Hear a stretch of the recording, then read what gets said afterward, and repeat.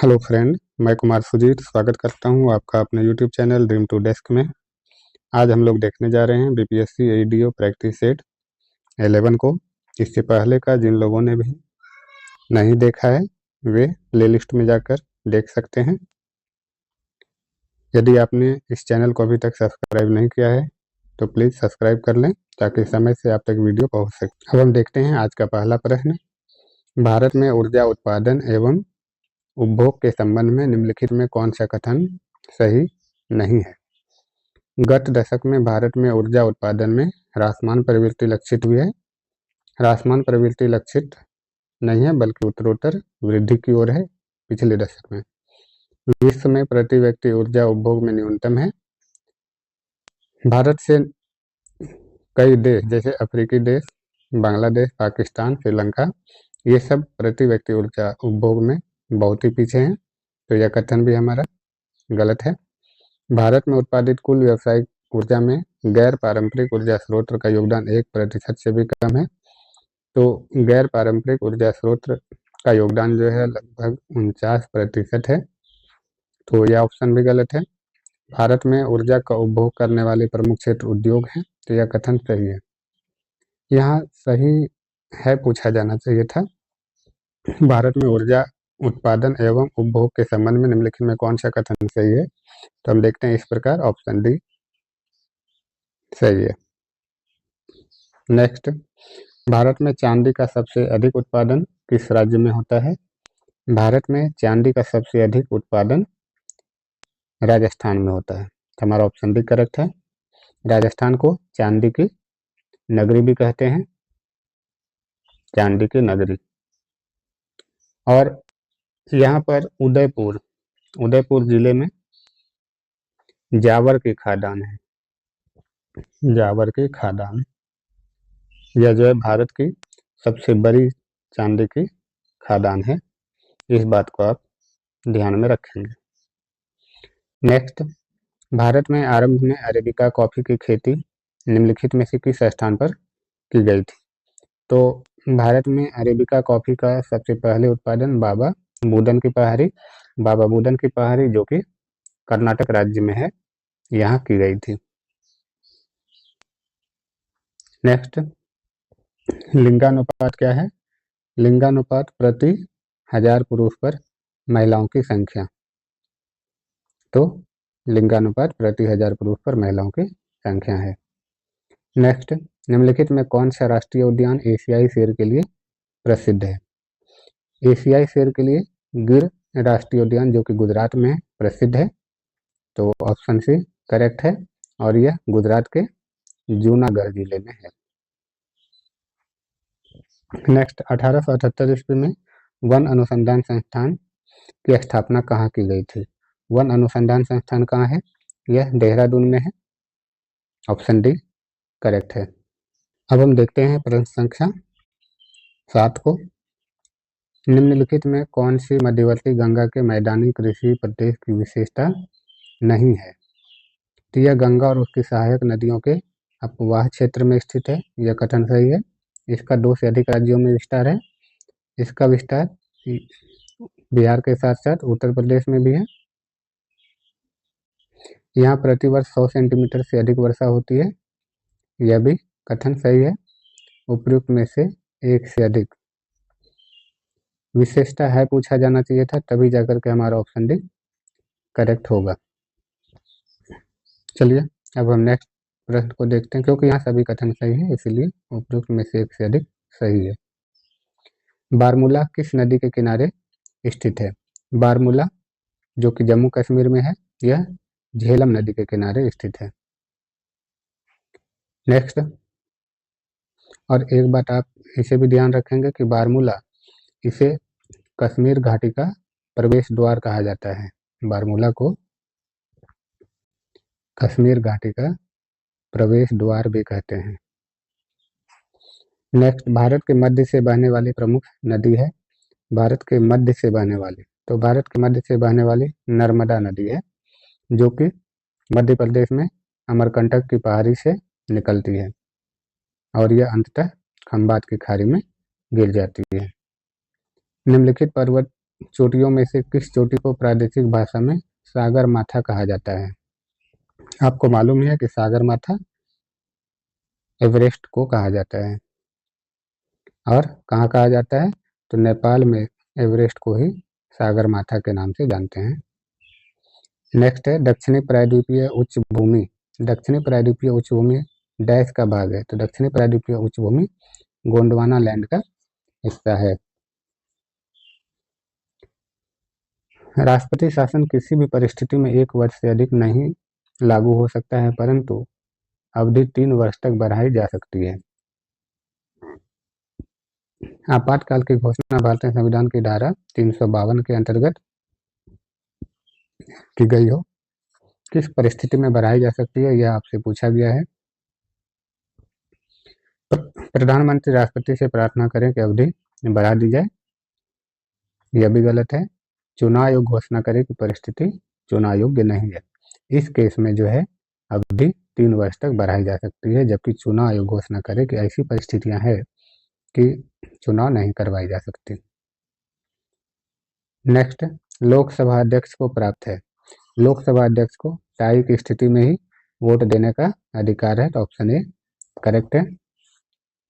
सदन के अन्य सदस्यों की तरफ वोट नहीं देते हैं, टाई की स्थिति में वोट देते हैं। नेक्स्ट है, भारतीय संविधान घोषणा करता है कि जीवन और स्वतंत्रता की रक्षा केवल विधि द्वारा स्थापित प्रक्रिया के अनुरूप ही वापस ली जा सकती है। तो यह कथन सही है, किसी भी दशा में वापस नहीं ली जा सकती है, तो हमारा ऑप्शन ए करेक्ट है। नेक्स्ट, सूची 1 और सूची 2 के नीचे दिए गए कूटों का सही चयन करें। राज्य, तो राज्य में क्या होते हैं? राज्यपाल होते हैं, ए का 2। संघ, संघ में प्रधानमंत्री, 2 का 1, ए का 2, 2 का 1। तो कहाँ है? इन दोनों ऑप्शन में है, हम बाकी ऑप्शन को एलिमिनेट कर लेंगे। इसके बाद ग्राम पंचायत, ग्राम पंचायत में सरपंच होते हैं, 3 का 4, 3 का 4।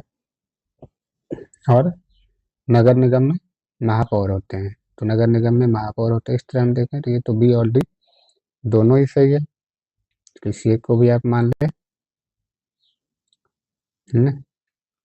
नेक्स्ट, 1991 में भारत में आर्थिक सुधारों का मुख्य व तात्कालिक कारण क्या था? 1991 में भारत में आर्थिक सुधार क्यों किए गए थे? क्योंकि उस समय भुगतान संतुलन का संकट आ गया था। भारत के पास विदेशी मुद्रा भंडार लगभग समाप्त हो गई थी, जो कि केवल कुछ ही हफ्तों के लिए थी, और इसीलिए आर्थिक सुधार आवश्यक था। अब हम देखते हैं प्रश्न संख्या 17 को। प्रधानमंत्री रोजगार योजना की शुरुआत कब हुई थी? प्रधानमंत्री रोजगार योजना की शुरुआत 2 अक्टूबर 1993 को हुई थी, तो इस तरह हमारा ऑप्शन सी करेक्ट है। नेक्स्ट, आरबीआई के विदेशी मुद्रा भंडार में निम्नलिखित में कौन से शामिल हैं? तो आरबीआई के विदेशी मुद्रा भंडार में क्या क्या शामिल होते हैं? तो विदेशी मुद्रा परिसंपत्तियां शामिल होती है, सोना भी शामिल होता है, विशेष आहरण अधिकार अर्थात एफडीआर भी शामिल होता है, आरक्षित किस्त स्थिति यह भी शामिल होते हैं।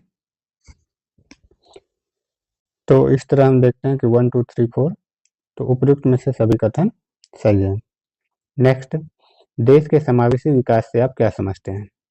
देश के समावेशी विकास से तात्पर्य है कि देश में समाज के सभी वर्गों की सक्रिय भागीदारी हो। तो यह कथन सही है। देश में केवल व्यापारिक घराने की सक्रिय भागीदारी गलत है, देश में केवल समाज के गरीब लोगों की, यह भी गलत है। तो सभी वर्गों की सक्रिय भागीदारी ही समावेशी विकास होता है, तो ऑप्शन ए करेक्ट है। गुलामगिरी किस भाषा में लिखी गई? गुलामगिरी जो कि ज्योतिबा फूले द्वारा लिखी गई थी,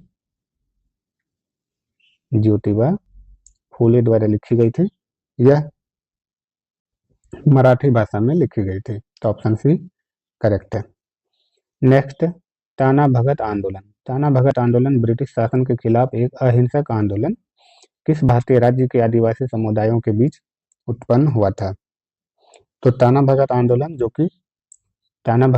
1914 ईस्वी में तत्कालीन बिहार के छोटा नागपुर क्षेत्र में हुआ था, तो वर्तमान झारखंड में तो ताना भगत आंदोलन ब्रिटिश शासन के खिलाफ एक अहिंसक आंदोलन था। यह भी ध्यान रखना कि यह एक अहिंसक आंदोलन था। तो वर्तमान हिसाब से देखें तो हमारा ऑप्शन सी झारखंड सही है। कहाँ हुआ था? तो छोटा नागपुर कठार में, छोटा नागपुर वाले क्षेत्र में, और यह वर्तमान में झारखंड में है। किस वर्ष हिंदुस्तान रिपब्लिक एसोसिएशन की स्थापना हुई? हिंदुस्तान रिपब्लिक एसोसिएशन अर्थात एचआरए का गठन जो है 1924 ईस्वी में हुआ था। उत्तर प्रदेश एवं बंगाल के कुछ क्रांतिकारियों द्वारा इसकी स्थापना कानपुर में की गई थी। बाद में 1928 में HSRA की स्थापना हुई, अर्थात हिंदुस्तान सोशलिस्ट रिपब्लिक एसोसिएशन की स्थापना हुई दिल्ली के फिरोज शाह कोटला मैदान में। तो यहाँ HRA पूछा गया, हमारा ऑप्शन बी 1924 करेक्ट है। नेक्स्ट, भारत छोड़ो आंदोलन के दौरान बहुत से स्थानों पर राष्ट्रीय सरकारें स्थापित की गई।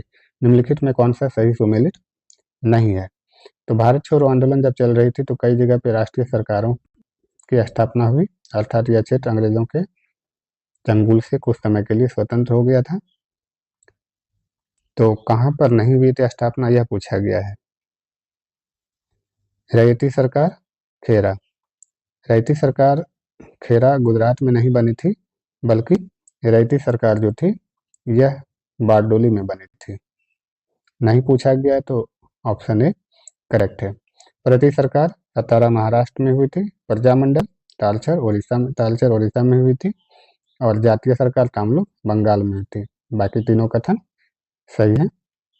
नेक्स्ट, निम्नलिखित में से असहयोग आंदोलन में भाग लेने वाले खेतिहरों की प्रमुख मांग क्या थी? तो असहयोग आंदोलन में जो खेतिहर भाग लिए थे उनकी मांग क्या थी?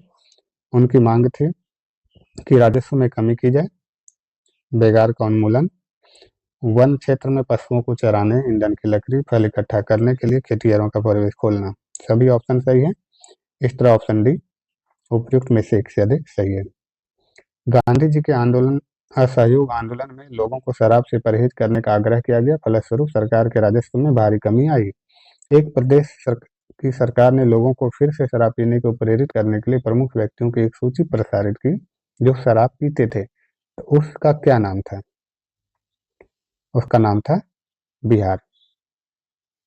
बिहार सरकार ने लोगों को फिर से शराब के लिए प्रेरित करने के लिए प्रमुख व्यक्तियों की सूची प्रकाशित की थी। नेक्स्ट, निम्नलिखित में किस कॉलेज में गांधी जी ने पढ़ाई की थी? तो गांधी जी की पढ़ाई श्यामल दास कॉलेज भावनगर गुजरात में हुई थी। तो ऑप्शन ए करेक्ट है। भारत के विभाजन के समय भारतीय राष्ट्रीय कांग्रेस का अध्यक्ष कौन था? तो जब भारत का विभाजन हुआ था तो उस टाइम भारतीय राष्ट्रीय कांग्रेस के अध्यक्ष थे जीबी कृपलानी। नेक्स्ट, महारानी विक्टोरिया ने भारतीय प्रशासन को ब्रिटिश ताज के नियंत्रण में लेने की घोषणा कब की थी? 1857 के विद्रोह के बाद महारानी द्वारा भारतीय प्रशासन को प्रत्यक्ष नियंत्रण में लिया गया था, और यह घोषणा 1 नवंबर 1858 को की गई थी। इस बात को आप याद रखेंगे। और यह घोषणा पत्र कहाँ पढ़ा गया था? तो यह घोषणा पत्र इलाहाबाद में पढ़ा गया था, और किसके द्वारा? कैनिंग के द्वारा। इस बात को भी आप याद रखेंगे। नेक्स्ट है, सूची 1 को सूची 2 से सुमेलित कीजिए। सूची 1 में संगठन है और इसके संस्थापक। तो भारत सेवक समाज। तो भारत सेवक समाज की स्थापना किसके द्वारा की गई थी? तो गोपाल कृष्ण गोखले द्वारा की गई थी। कब की गई थी? 1905 ईस्वी में की गई थी। ए का 2, बाकी ऑप्शन को आप एलिमिनेट कर लें। इसके बाद तत्वबोधिनी सभा। तत्वबोधिनी सभा, इसकी स्थापना किनके द्वारा की गई थी? तो तत्वबोधिनी की सभा की स्थापना देवेंद्र नाथ टैगोर द्वारा की गई थी। कब की गई थी? इसे भी आप याद रखें, 1839 ईस्वी में की गई थी। तो बी का वन, तो ए ऑप्शन ए करेक्ट है। आत्मीय सभा, आत्मीय सभा की स्थापना 1815 ईस्वी में राजा राम मोहन राय द्वारा की गई थी। 1815 ईस्वी में की गई थी। तो इस तरह हमारा ऑप्शन ए करेक्ट है। नेक्स्ट, नीचे दिए गए विकल्पों में से राष्ट्रवादी समाचार पत्रों द हिंदू, केसरी, बंगाली, हिंदुस्तानी, सुधारक के संपादकों के नामों का सही संयोजन कीजिए। सभी समाचार पत्र के संपादकों के नाम पूछे गए हैं और यह आपको याद भी रहना चाहिए, आपके लिए महत्वपूर्ण है। तो देखिए, द हिंदू जी सुब्रमण्यम अय्यर द्वारा द हिंदू की स्थापना की गई थी। तो जी सुब्रमण्यम अय्यर, तो आप देखें कि ऑप्शन सी और डी में पहले पर है, तो बाकी ऑप्शन को आप पहले ही एलिमिनेट कर लें। इसके बाद केसरी, आपको मालूम है कि केसरी के संपादक बाल गंगाधर तिलक थे, तो बाल गंगाधर तिलक दोनों जगह है। तो बंगाली के संपादक थे सुरेंद्र नाथ बनर्जी अर्थात एस.एन. बनर्जी। तो सुरेंद्र नाथ बनर्जी, इस तरह हम करेक्ट ऑप्शन डी तक पहुंचते हैं। बाकी को भी आप देख लें। हिंदुस्तानी के थे गंगा प्रसाद वर्मा और सुधारक के थे गोपाल कृष्ण गोखले। इन सभी नामों को आप याद रखेंगे। एक बार फिर से हम इसे देख लेते हैं। द हिंदू के संस्थापक थे जी सुब्रमण्यम अय्यर, केसरी के बाल गंगाधर तिलक, बंगाली के सुरेंद्र नाथ बनर्जी, हिंदुस्तानी के गंगा प्रसाद वर्मा और सुधारक के गोपाल कृष्ण गोखले। चलिए अब हम देखते हैं अगले प्रश्न को। 1901 ईस्वी में दादा भाई नेहरूजी की पुस्तक poverty and un British rule in India के प्रकाशन में सहायक भूमिका निभाई गई। आपको मालूम है कि poverty and un British rule in India किनकी रचना है? तो दादा भाई नेहरूजी की रचना है। तो इसमें सहायक भूमिका निभाई गई। तो ब्रिटिश उपनिवेशवाद द्वारा भारत के आर्थिक शोषण पर प्रकाश डालना। इस बुक के द्वारा दादा भाई नेहरूजी ने ब्रिटिश उपनिवेशवाद की आलोचना की और कैसे भारत का आर्थिक शोषण हो रहा है इस पर प्रकाश डाला था। इस बात को उजागर करने में इस बुक ने महत्वपूर्ण भूमिका निभाई थी। नेक्स्ट है, बंगाल, बिहार तथा उड़ीसा का भूमि कर वसूल करने की सत्ता अंग्रेजों को कब मिली? अर्थात यह अधिकार कि वे जो है बंगाल, बिहार और उड़ीसा से भूमि कर वसूल कर सके, यह कब उनको अधिकार मिल गया? यह अधिकार उन्हें 1765 ईस्वी में इलाहाबाद की संधि के द्वारा प्राप्त हुई थी। इलाहाबाद की संधि, आपको इसे भी ध्यान में रखना चाहिए कि इलाहाबाद की संधि किसके और किसके बीच में हुई थी? यह ईस्ट इंडिया कंपनी और मुगल बादशाह शाह आलम द्वितीय के बीच हुई थी 1765 में। नेक्स्ट, निम्नलिखित में से किस सुल्तान ने निजामुद्दीन औलिया से भेंट करने से इनकार कर दिया था? निजामुद्दीन औलिया ने अलाउद्दीन खिलजी से भेंट करने से इनकार कर दिया था और अलाउद्दीन खिलजी चिश्ती संप्रदाय से संबंधित थे। नेक्स्ट है, दो अस्पा एवं सी अस्पा प्रथा किसने शुरू की थी? दो अस्पा व सी अस्पा प्रथा जहांगीर द्वारा शुरू की गई थी।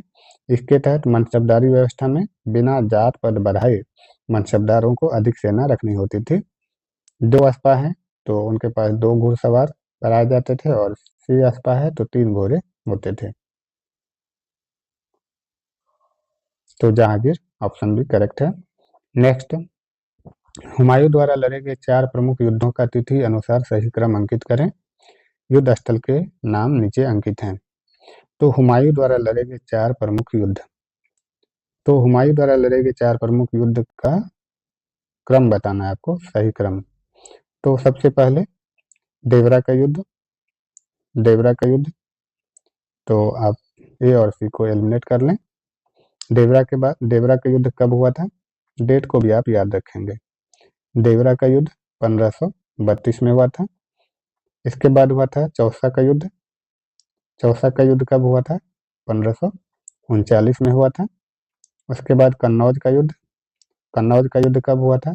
1540 में हुआ था। और फिर सरहिंद का युद्ध, तो सरहिंद का युद्ध 1555 में हुआ था। इष्टदेवरा, चौसा, कन्नौज और सरहिंद। ऑप्शन डी करेक्ट है। आप इसके डेट को भी ध्यान में रखेंगे। नेक्स्ट है, दिल्ली सल्तनत के इतिहास में किस अवधि को चालीसा का शासनकाल माना जाता है? चालीसा का शासनकाल 1236 से 66 ईस्वी को माना जाता है। दल चालीसा या तुर्कान है चहलगामी, जिसकी स्थापना इल्तुतमिश ने की थी और इसी संगठन का खात्मा बलबन ने किया था। नेक्स्ट है, तुगरिल खान ने किसके शासनकाल के दौरान विद्रोह किया था? तो तुगरिल खान ने बलबन के शासनकाल के दौरान विद्रोह किया था। हमारा ऑप्शन ए करेक्ट है। और इसने कहाँ पर विद्रोह किया था? तो बंगाल में विद्रोह किया था। नेक्स्ट है, उदंतपुर शिक्षा केंद्र निम्नलिखित में से किस राज्य में अवस्थित है? तो उदंतपुर बिहार में, नालंदा में, बिहार शरीफ के पास ही स्थित है। बिहार शरीफ के पास उदंतपुर विश्वविद्यालय की स्थापना हुई थी। और इसकी स्थापना किसने की थी? तो पाल वंश के शासक गोपाल द्वारा उदंतपुर विश्वविद्यालय की स्थापना की गई थी। नेक्स्ट है, किस प्रकार की भूमि को अपरहत कहा जाता है? अपरहत भूमि का उपयोग जंगली भूमि या वन भूमि के लिए किया जाता है, अर्थात जो कि घने वन या झाड़ियों वाली भूमि हो। इसका शाब्दिक अर्थ होता है अनउपजाऊ या बिना जोती हुई भूमि। तो क्या हो जाएगा हमारा ऑप्शन? ऑप्शन ए बिना जोती हुई जंगली भूमि को अपरहत कहा जाता है। नेक्स्ट है, एक चंद्रगुप्त की शक्ति, एक समुद्रगुप्त की बहुमुखी प्रतिभा और एक अकबर की उदारता उसमें थी, यह किसने लिखा है? यह कथन हेमचंद्र राय चौधरी का है। और हेमचंद्र राय चौधरी ने यह उद्धरण जो है किसके संदर्भ में दिया था? हर्षवर्धन के संदर्भ में दिया था। इस बात को भी आप ध्यान में रखेंगे। क्या कहा था? एक चंद्रगुप्त की शक्ति, एक समुद्रगुप्त की बहुमुखी प्रतिभा और एक अकबर की उदारता उसमें थी। किसमें थी? तो हर्षवर्धन में थी। यह स्टेटमेंट हेमचंद्र राय चौधरी का है। नेक्स्ट, अशोक के धम्म का मूल सिद्धांत क्या है? अशोक के धम्म का मूल सिद्धांत है राजा के प्रति वफादारी, शांति एवं अहिंसा, बड़ों का सम्मान। तो शांति एवं अहिंसा, बड़ों का सम्मान, ये सभी अशोक के धम्म का मूल सिद्धांत है। तो हमारा ऑप्शन डी करेक्ट है। प्रारंभिक वैदिक काल के दौरान कौन सा शहर प्राचीन मगध साम्राज्य की राजधानी के रूप में कार्य करता था? तो प्रारंभिक वैदिक काल के दौरान प्राचीन मगध साम्राज्य की राजधानी पूछा है, तो राजधानी थी राजगृह, या राजगृह बोले या गृहव्रज, दोनों ही नाम है। निम्नलिखित में किसने गुरु ग्रंथ साहिब को सिख धर्म का एक पवित्र ग्रंथ और सिखों के अस्थायी गुरु का दर्जा घोषित किया? तो सिखों के 10वें गुरु गुरु गोविंद सिंह ने गुरु ग्रंथ साहिब को गुरु का दर्जा दिया था। और गुरु ग्रंथ साहिब किस भाषा में है? तो गुरु ग्रंथ साहिब गुरुमुखी लिपि में है। नेक्स्ट, बौद्ध शब्दावली में धर्म चक्र प्रवर्तन से क्या निर्देशित होता है? बौद्ध शब्दावली में धर्म चक्र प्रवर्तन का अर्थ है जब पहली बार उपदेश दिया गया था भगवान बुद्ध द्वारा, तो उसे धर्म चक्र प्रवर्तन कहते हैं। तो बुद्ध का प्रथम उपदेश, ऑप्शन सी करेक्ट है। नेक्स्ट है, ऋग्वेद में उल्लिखित प्रसिद्ध 10 राजाओं का युद्ध किस नदी के किनारे लड़ा गया? तो 10 राजाओं का युद्ध अर्थात दशराग्य युद्ध किस नदी के किनारे? रावी नदी के किनारे। और रावी का प्राचीन नाम है परुष्णी नदी। ऑप्शन ए करेक्ट है। 10 राजाओं के युद्ध का वर्णन, इस युद्ध का वर्णन किसमें मिलता है? तो इस युद्ध का वर्णन ऋग्वेद में मिलता है और ऋग्वेद के 7वें मंडल में मिलता है। इस फैक्ट को भी आप याद रखेंगे। नेक्स्ट है कि हड़प्पा स्थल से लकड़ी को कुरेद कर नाली बनाने का साक्ष्य मिला था। लकड़ी की बनी हुई नाली जो है कहाँ से मिली है? यह कालीबंगा से मिली है। कालीबंगा जो कि राजस्थान में स्थित है। नेक्स्ट है, सिंधु घाटी सभ्यता की लिपि है। सिंधु घाटी सभ्यता की लिपि क्या है? द्रविड़ भाषा में, प्राकृत भाषा में, संस्कृत भाषा में दरअसल अभी तक हम इसे पढ़ नहीं पाए हैं, तो अभी तक उद्घाटित नहीं हुई है। ऑप्शन डी करेक्ट है। सिंधु घाटी लिपि को हम भावचित्रात्मक कह सकते हैं और लोगो सिलेबिक प्रणाली पर आधारित है, इसे अभी तक पढ़ा नहीं जा सका है। तोल्काप्पियम ग्रंथ संबंधित है। तोल्काप्पियम ग्रंथ एक व्याकरण ग्रंथ है। ऑप्शन सी करेक्ट है। यह एक तमिल व्याकरण है। व्याकरण से तो है, तो कौन सी भाषा का है, तो तमिल व्याकरण है। और इसकी रचना किसके द्वारा की गई थी, तो इसकी रचना किनके द्वारा की गई थी, इसे भी आप ध्यान में रखेंगे। इनकी रचना तोल्काप्पियर द्वारा की गई थी। तोल्काप्पियर। नेक्स्ट, निम्नलिखित में से बिहार के किस जिले की जनसंख्या 2001 से 11 की दशकीय वृद्धि दर 25% से ज्यादा है। तो बिहार के ऐसे कौन से जिले हैं जिनकी दशकीय वृद्धि दर सबसे अधिक है।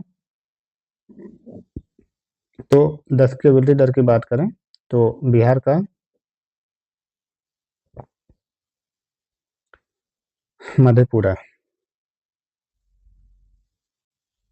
मधेपुरा की दशकीय वृद्धि दर सर्वाधिक थी, तो जो कि इस ऑप्शन में नहीं है, तो ऑप्शन डी उपयुक्त में से कोई नहीं करेक्ट है। नेक्स्ट, बिहार में निम्नलिखित में से किस स्थान पर पहली बार चाय बागानों की स्थापना की गई। तो पहली बार चाय बागानों की स्थापना बिहार में ठाकुरगंज नामक जगह पर की गई थी। ठाकुरगंज जो है कहाँ पर है, तो बिहार में किशनगंज जिले में है, और किशनगंज जिले में ही बिहार में चाय की खेती होती है। नेक्स्ट, गंगा नदी की दियारा भूमि का नामकरण निम्नलिखित में से किससे संबंधित है। तो दियारा का क्या अर्थ होता है, तो दियारा का अर्थ होता है कि एक स्थानीय शब्दावली है जो कि गंगा के बाहर के मैदान को संदर्भित करती है। तो ऑप्शन में है नहीं, तो उपयुक्त में से कोई नहीं हो जाएगा। नेक्स्ट है, कैमूर पठार किसके लिए प्रसिद्ध है। कैमूर पठार चूना पत्थर के लिए प्रसिद्ध है। नेक्स्ट, निम्नलिखित में से कौन सा जोड़ा बिहार के दक्षिणी गंगा क्षेत्र से मेल नहीं खाता है।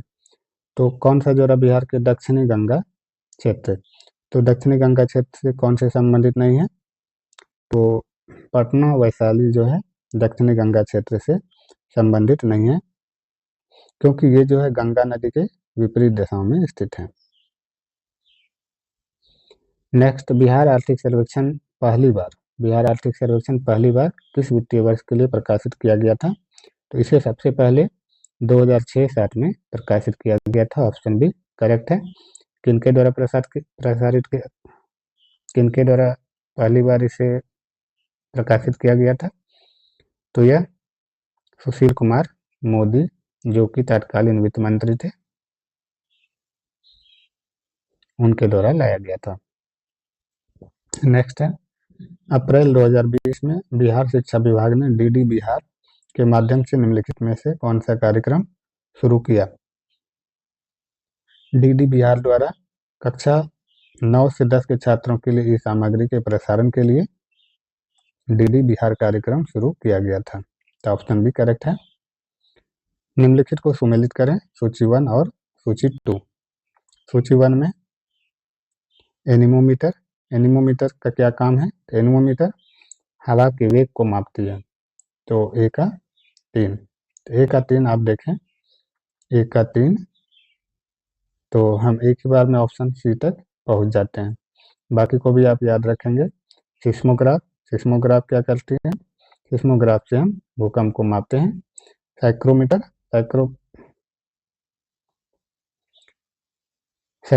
आर्द्रता, साइक्रोमीटर नहीं, हाइग्रोमीटर होना चाहिए। बैरोग्राफ से दाब को मापते हैं।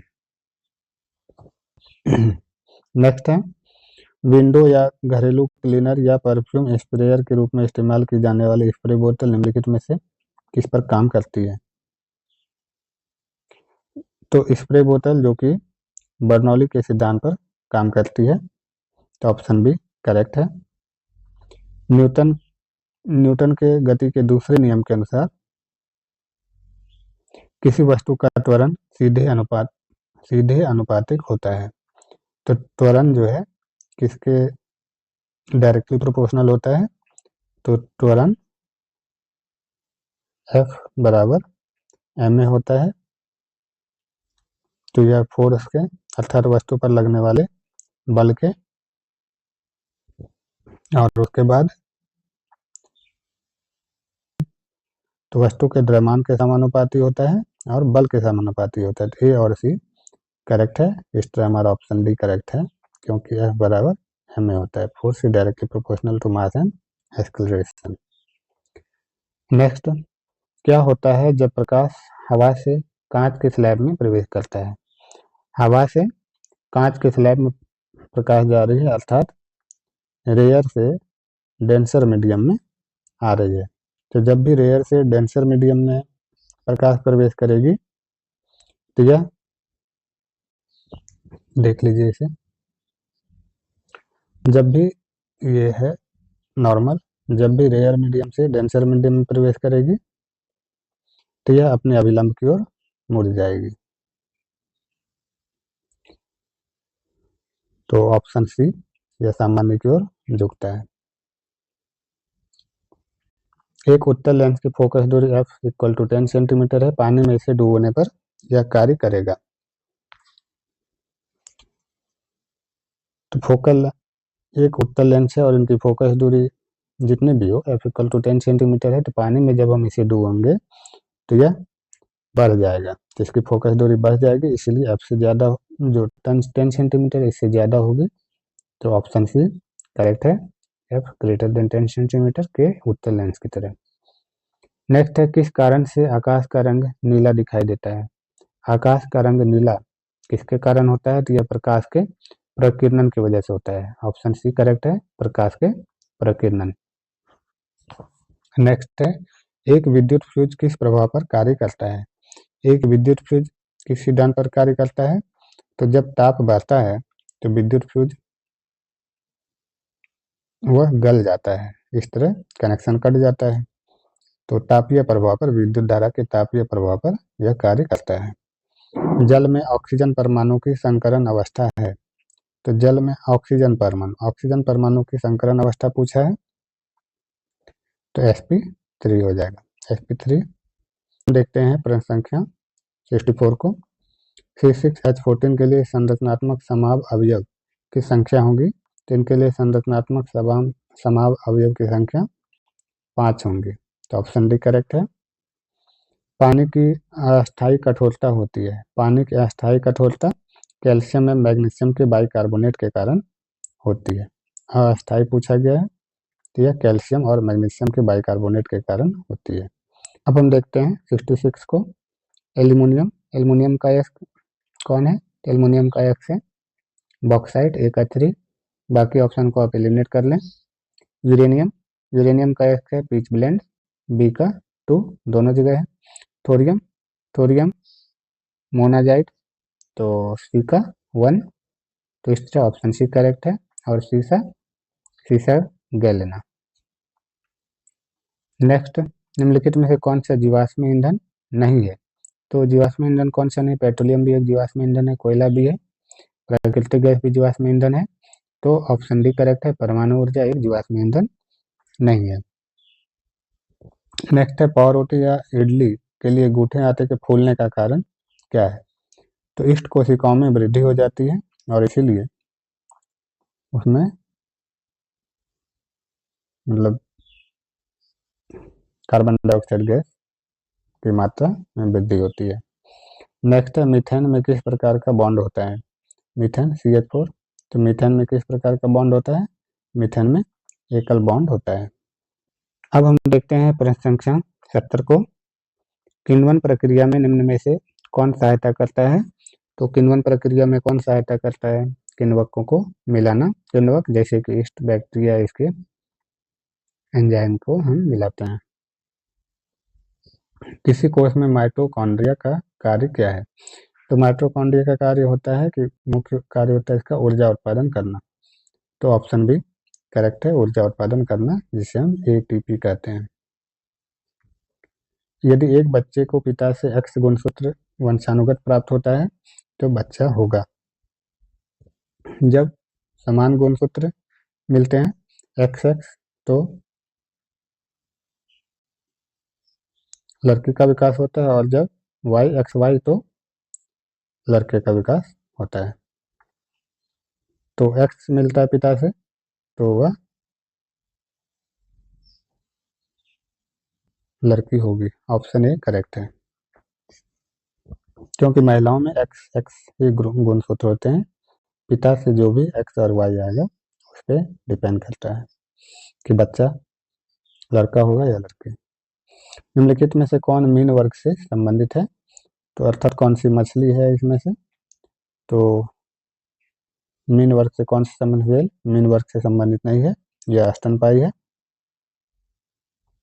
शार्क जो है मीन वर्ग से संबंधित है, तो ऑप्शन सी करेक्ट है। मछली, सिल्वर मछली और व्हेल ये सभी स्तनपायी में आते हैं। अमीबा में भोजन का पाचन होता है। अमीबा में भोजन का पाचन कहाँ होता है? तो खाद्य रिक्तिका में भोजन का पाचन होता है। अमीबा अपना भोजन ग्रहण किससे करती है, यह भी पूछा जाता है। तो अमीबा अपना भोजन ग्रहण करती है कूटपाद द्वारा, जबकि खाद्य रिक्तिका में भोजन का पाचन होता है। अफीम प्राप्त होती है। अफीम किससे प्राप्त होती है? तो अफीम जो है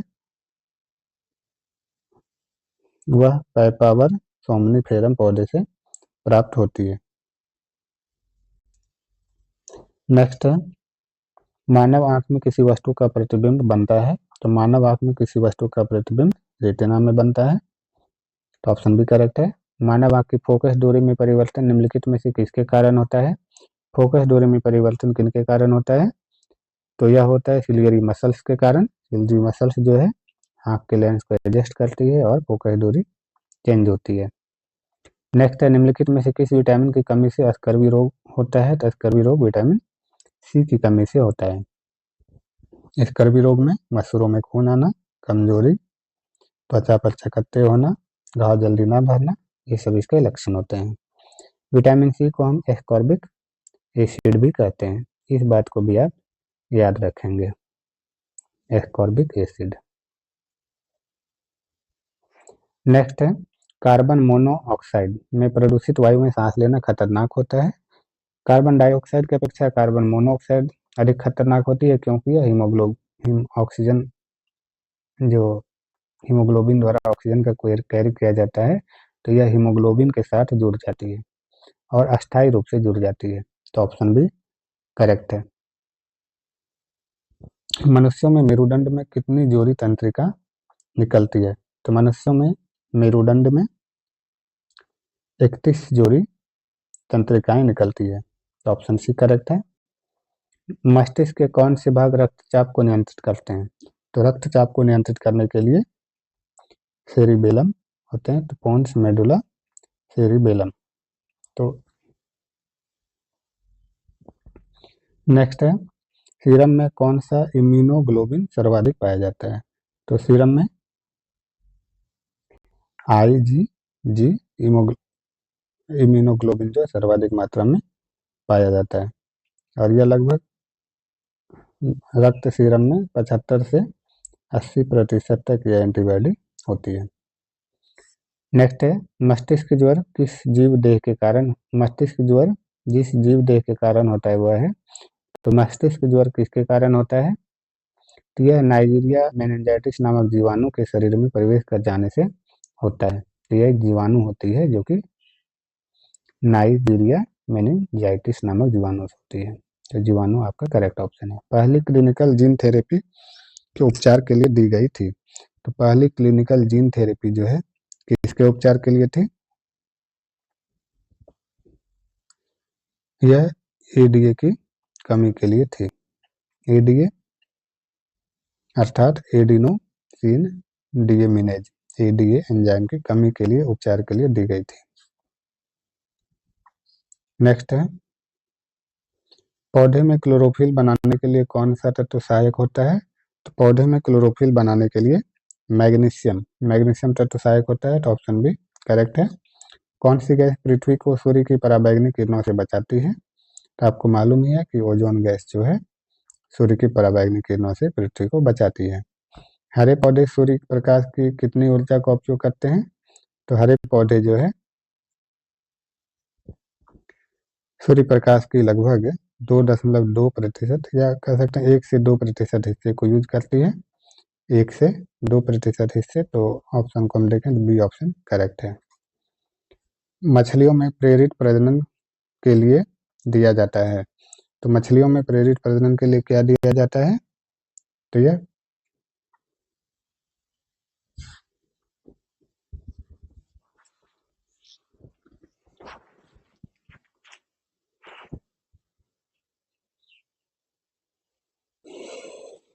अब हम देखते हैं मछलियों में प्रेरित प्रजनन। मछलियों में प्रेरित प्रजनन के लिए दिया जाता है तो पीयूष ग्रंथि, अंतःस्राव।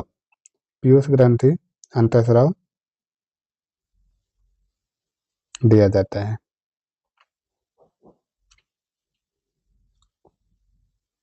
नेक्स्ट है योग के विकल्प के साथ जोड़े। सूची 1 और सूची 2। सापेक्षवाद का सिद्धांत। सापेक्षवाद का सिद्धांत आइंस्टीन द्वारा दिया गया था। ए का 4, बाकी ऑप्शन को आप एलिमिनेट कर लें। किरणोत्सर्जन, किरणोत्सर्जन सिद्धांत रेडियोधर्मिता के क्षेत्र में मैडम क्यूरी और उनके हस्बैंड पियरे द्वारा दिया गया था, पियरे क्यूरी द्वारा। तो बी का 3, ए का 4, बी का 3, ऑप्शन सी करेक्ट है। जैव विकास का सिद्धांत, जैव विकास का सिद्धांत चार्ल्स डार्विन द्वारा दिया गया था। ए का 2 और जननिक, जननिक जो है या अनुवांशिकी का सिद्धांत जो है यह मेंडल द्वारा दिया गया था। इस तरह ऑप्शन सी करेक्ट है। नेक्स्ट है खमीरीकरण के लिए सबसे उत्तम तापमान कौन सा होता है? तो खमीरीकरण के लिए सबसे उत्तम तापमान होता है 30 से 40 degree centigrade. Option C correct है। अमेजन वर्षा वन में खोजी गई एनाकोंडा की नई प्रजाति नॉर्दर्न ग्रीन एनाकोंडा पहले ज्ञात ग्रीन एनाकोंडा से आनुवंशिक रूप से कितनी भिन्न है? तो यह जो आनुवंशिक रूप से लगभग 5.5% भिन्नता रखती है। नेक्स्ट है भारत का पहला अत्याधुनिक नेशनल बायो बैंक कहाँ उद्घाटित किया गया है? तो भारत का पहला अत्याधुनिक नेशनल बायो बैंक दिल्ली में स्थापित किया गया है। दिल्ली स्थित CSIR में स्थापित किया गया है। हाल ही में दिवंगत हुई बी सरोजा देवी, बी सरोजा देवी किस क्षेत्र की एक प्रसिद्ध हस्ती थी? तो बी सरोजा देवी सिनेमा की एक प्रसिद्ध हस्ती थी। बी सरोजा देवी जो है कन्नड़, तमिल और तेलुगु सिनेमा की अभिनेत्री थी। 5 मई 2025 को नेशनल स्टॉक एक्सचेंज पर भारत के पहले मॉर्गेज समर्थित थ्रू सर्टिफिकेट पी के लॉन्च के संबंध में निम्नलिखित में से कौन सा कथन सही है? तो मॉर्गेज समर्थित थ्रू सर्टिफिकेट के लॉन्च से पीटी का उद्देश्य क्या है? पीटीसी का उद्देश्य ऋण, आवास व वित्त बाजारों को एकीकृत करना। तो ऑप्शन डी करेक्ट है। नेक्स्ट है शिक्षा मंत्रालय द्वारा भारतीय विदेशी व्यापार संस्थान के लिए नए ऑफ कैंपस केंद्र को कहाँ मंजूरी दी गई है? तो भारतीय विदेशी व्यापार संस्थान IIFT के नए ऑफ कैंपस, तो नए ऑफ कैंपस की स्थापना गिफ्ट सिटी गांधीनगर में की जानी है। तो ऑप्शन सी करेक्ट है। नेक्स्ट खेल दिवस के अवसर पर बिहार झारखंड के खिलाड़ियों के लिए नई खेल एकेडमी का उद्घाटन कहाँ किया जाएगा? तो नई खेल एकेडमी का उद्घाटन राजगीर में हो चुका है। नेक्स्ट है 1 मई 2025 को रक्षा नेतृत्व परिवर्तनों के अनुसार भारतीय वायुसेना के प्रशिक्षण कमान का कार्यभार किसने संभाला? तो यह कार्यभार तजिंदर सिंह, एयर मार्शल तजिंदर सिंह ने संभाला। ऑप्शन सी करेक्ट है। बिहार के किस जिले की शाही लीची की पहली खेप जून 2025 में हवाई मार्ग से लंदन के लिए निर्यात की गई थी? तो आपको मालूम है तो शाही लीची बिहार में सबसे अधिक उत्पादन कहाँ होता है? तो मुजफ्फरपुर जिले में। ऑप्शन ए करेक्ट है। नेक्स्ट बिहार के किस कलाकार को बिहार कला सम्मान 2025 से सम्मानित किया गया है जो उनके मधुबनी पेंटिंग में योगदान के लिए दिया गया?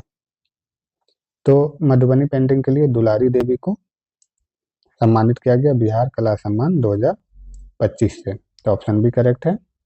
एंड लास्ट है, बिहार पुलिस के आधुनिकीकरण के लिए किस नए विंग का गठन किया गया है जो विशेष रूप से साइबर अपराध और फोरेंसिक जांच पर ध्यान केंद्रित करेगा।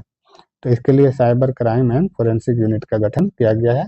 तो ऑप्शन बी करेक्ट है। इस तरह हमने आज सेट 11 को सभी 100 प्रश्नों को देखा।